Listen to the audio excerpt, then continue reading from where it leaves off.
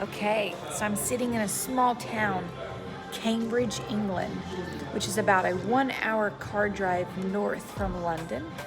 Just sitting out, looking at the old city, getting ready for my walking tour.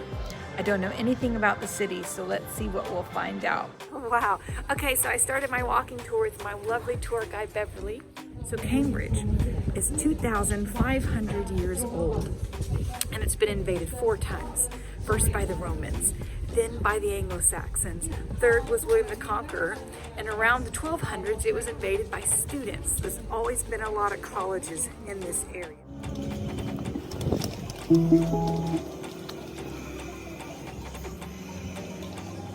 This town is all about the universities. Let me try to break it down for you Americans, because Oxford and Cambridge, this are the only 2 collegiate universities in all of the UK. So this only applies to these 2. They're also the 2 most prestigious schools in all of the world. So behind me right now is the 2nd largest college here. What do I mean by that? So I'm in the city of Cambridge, and Cambridge in itself is a university. And if you can't get into that university, it has 31 colleges in the city, like Trinity behind me, St. John's behind me. They're also under the umbrella of Cambridge University, and that is also how Oxford is set up. Okay, behind me, guys, is probably the most famous college in all of the world. It's Trinity College. It's the wealthiest, most well-funded college in the world. Why? Because that dude right there, King Henry VIII, as you know, was breaking apart from the Roman Catholic Church in his lifetime, and his probably an arch nemesis, a cardinal, founded Oxford, right? So he then founded here, this college, Trinity in Cambridge. Sir Isaac Newton went to this college, and 33 other Nobel Prize winners went to this very college. Fun fact, so this is dynamite, which is also nitroglycerin. Nobel Prize. Alfred Nobel created dynamite in 1866, and its chemical molecular compound hasn't changed since then. And so all you guys farting around talking about the Nobel Prize, you have Alfred Nobel's invention of dynamite to thank. All the money from this goes to that. The famous Indian, I'm not going to chop up his name, Netflix made a series on him, also went to this college right here. Very important, guys, to know that this is the hardest universities to ever get into in all the world. You cannot pay your way in. They're leaving them all over Cambridge. This has been here for quite a few months actually, and so that's where the devil lives. You can see he's got his tribe. Okay, so I'm standing outside of the College of Stephen Hawking. This is Gonville and Keys, and I will show you where he lived here on College University. Just right down this little hallway here, you will see that would be his room where he lived and the house where he lived. Stephen Hawking. Also created here, Stephen Crick. He founded DNA. He's the one that discovered what makes up our DNA. So a lot of smart people went to college here. Okay, so one other thing, take note of these roofs here. Gonville and Keys University is also famous for, Google it guys, night climbers. So there's all kinds of clubs and colleges that you would join. You get the point, there's over 500. But Night Climbers was a club that they've now banned and discontinued. And it's where the kids jump on the scaffolding and they jump from rooftop to rooftop. And you see the buildings here. They do crazy things on top of the roof. Also Google the story. The engineers were from that college right there that decided they wanted a better view, and they hoisted and engineered a van on top of the roof here, and it made worldwide news, and I think it was in the 1950s or so. Check it out. I'm actually lucky to be here right now. The town is not that crowded because it's August in a COVID world.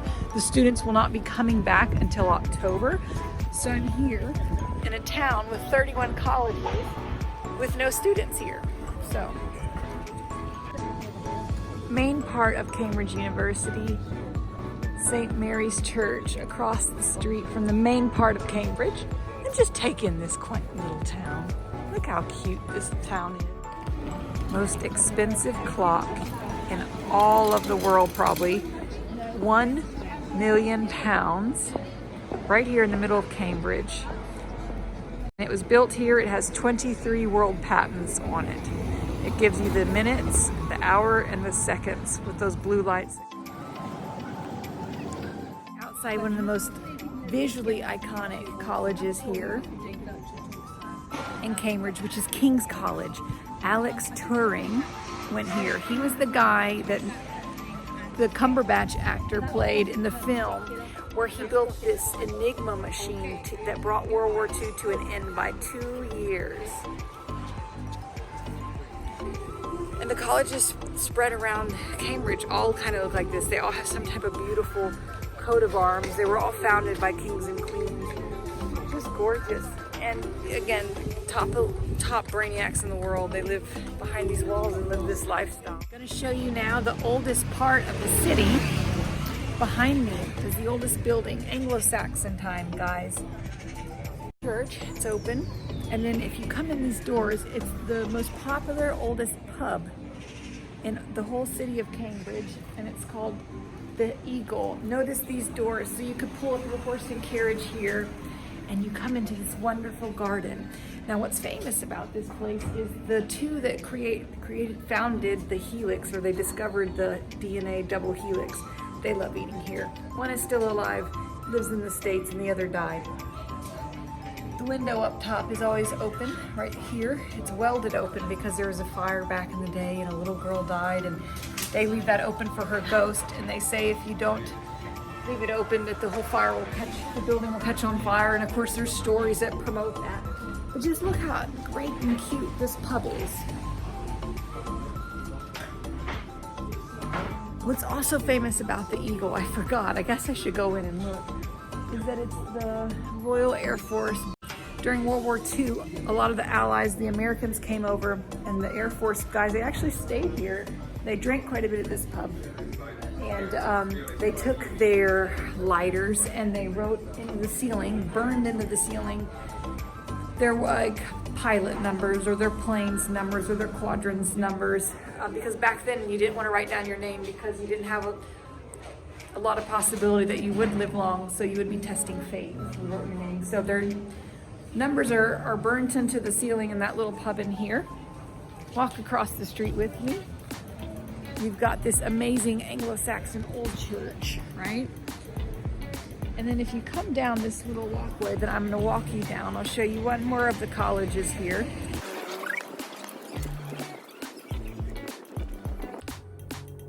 Okay, now you're looking at one of the schoolhouses. Again, Anglo-Saxon, 1352. Students actually live in this nasty old building, and it has a bunch of like cool haunted stories that I won't get into because ain't nobody got all that much time for that. But what is famous right here, this is actually the first laboratory in all of Cambridge.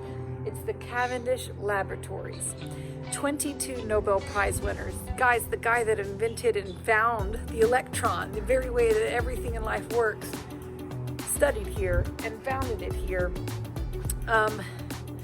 Now the laboratories obviously cannot fit in this tiny small building. They're on the west side of Cambridge, and they're looking now, of course, at technology like nanos and stuff. Outside the city, now what you're looking at is the river that goes through. There are 9 bridges that are pedestrian, but only 3 of them are for the public. The other 6 are actually for the private colleges that they sit on. What you're looking at is the second most popular activity that you would do is you get on a punt, P-U-N-T, and you the city. No more punts. I wanted to just let these weeping willows be in my natural background. Oh, because this is what my life is like. If I had to give you a summation of what I learned today, not knowing anything about Cambridge or esteemed colleges, even in the US, it's that they go through a rigorous interviewing process. These 31 colleges are under the umbrella of Cambridge. And when I mean interviewing, I mean like ours with the professors, they call them fellows and different things here. Rigorous interviewing process because the dropout rate is almost nil to nothing. So when you go and you look at these 31 different colleges, you'll have a very distinct idea of which one's like. Once you're in, you do everything with that college. You do, your chapel, the cafeteria, like a lot of American universities, but this is a full intensity. You have, you live on campus, you stay on campus. You're not allowed to have a job because your curriculum is so full. And you are groomed through this 3-year process. the entire time, and your class is actually just one-on-one with a professor, and occasionally you go to the bigger classroom type setting. So you're really just being mentored in this elite. And there's absolutely number one thing to learn is you cannot buy your way in, even though Prince Charles and the Queen's other two sons, Albert and I forget the other guy's name, both went here. That's long gone. You can no longer buy your way in. $1 billion won't get you into these universities. You actually have to earn your way in, because the scrutiny watching that is very big. These are probably to Oxford, which is 2 hours from here, west, and here, Cambridge, are probably the most elite universities and colleges in all of the world. You know, like I said, Newton and Tuning and all these amazing, brilliant people. The guy that discovered DNA and the electron, and Hawking's, they all went to these universities. Beautiful little town, Cambridge. Bye-bye.